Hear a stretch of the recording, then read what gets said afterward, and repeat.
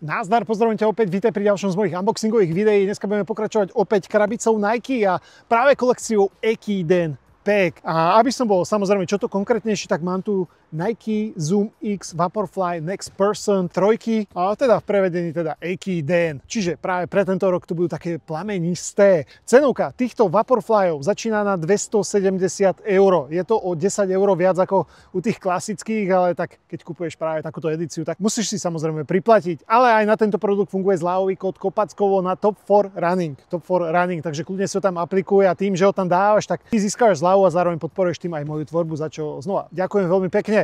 Pokiaľ vás samozrejme práve tento produkt zaujíma, tak dole pod videom bude link, bude tam slovenský a bude tam českým a jedným klikom sa presmeruješ presne na toto, čo dneska ti chcem ukázať. Takže ja jednu z nich vyberiem a na úvod by som vám ju mohol takto ukázať. Čiže vonkajšia strana, ako som hovoril, dizajnovo, môžeš vidieť plamene, takto ani nebudeš pozerať zhora, vnútorná strana, podrážka a takto vyzerá päta. Čo sa teda týka tohto modelu, je teda flyknitový, je to syntetický, aj ten materiál, a dá sa povedať, že veľmi príjemný. Skôr taký umelejší, ale je veľmi tenučký a je, čo je dôležité spomenúť, dierkovaný. Pozrite sa na to.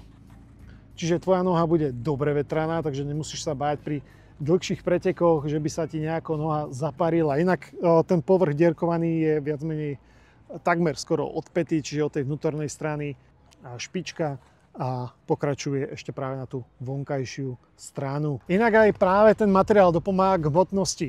Udáva sa 200 gramov pri veľkosti, ak sa nemýlim, UK9.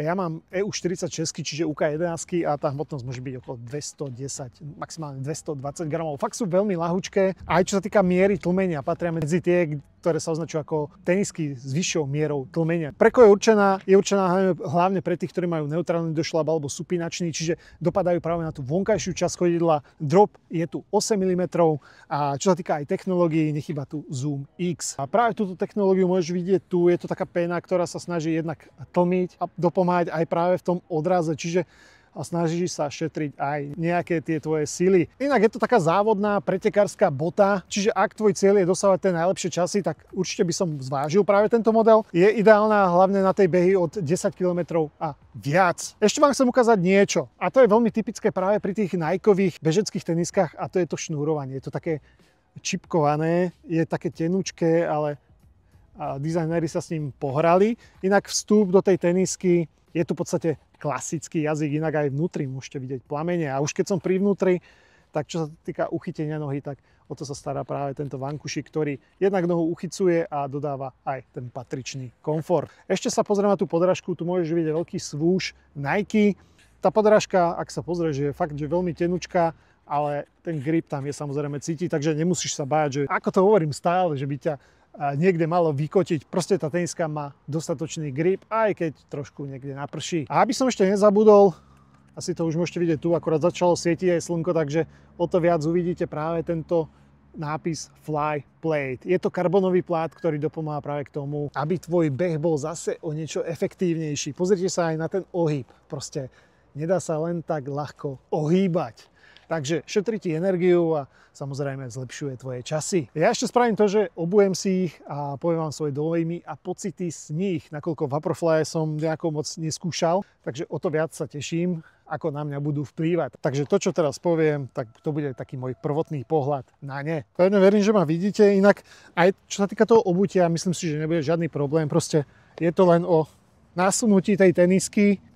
Normálne cítim, ja keby tú nohu mám v kolíske, čo je taktiež vec, ktorú práve pri tom behu oceníš asi najviac. Takže obúvam aj tú druhú. Ako náhle začalo svietiť slnko, tak normálne až začali žiariť, hlavne tá biela. Takže zaviažeme, inak tie šnúrky sú fakt, že veľmi príjemné a mám ich na nohách. Čo sa týka chôdze, veľmi príjemné a aj ten karbon je celkom dosť cítiť. Je proste ten ohyb je proste taký. No a keby ťa to nutilo práve ísť do tých rýchlejších behov. Čo týka tlmenia, tak tu nie je o čom. To tlmenie je geniálne. Proste od päty až po špičku proste tlmí to veľmi dobre. A teraz, čo som si tak všimol, začalo celkom tak pofúkávať vietor a normálne cítim, jak mi tie nôžky pekne prevetráva. Sice je to taký chladnejší vzduch, takže mojou úlohou je samozrejme sa dobre rozbehať v nich, aby začali produkovať teplo, pretože ak by som sa len tu prechádzal v tomto chladnejšom vzduchu, tak asi mi zamrznú prsty. Idem si s nimi vyskúšať pár metrov. Ty, ale ako fakt, tlmia výborne. Beží sa v nich veľmi dobre tiež. A čo je dôležité, vyzerajú skvelo. Ako nepoznám nejaké Nike, ktoré by vyzerali nejako škaredo. Teda, no.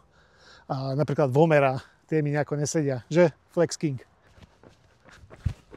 Fakt veľmi príjemné, čo sa týka behu.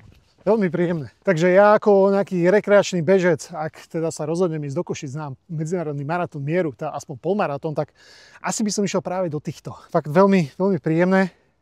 Sice aj cenovka je trošku vyššia, ale tak za dobré veci sa platí. Takže aspoň takto v skratke som vám povedal niečo práve k tejto kolekcii Ekidenu. Ak máte akékoľvek otázky, pýtajte sa do komentára, poprípade ak si neviete vybrať tie správne tenisky, píšte mi kľudne aj na môj Instagramový profil Kopacko. Za mňa je to všetko, ja vám ďakujem za to pozeranie a vidíme sa pri ďalších videách. Čau.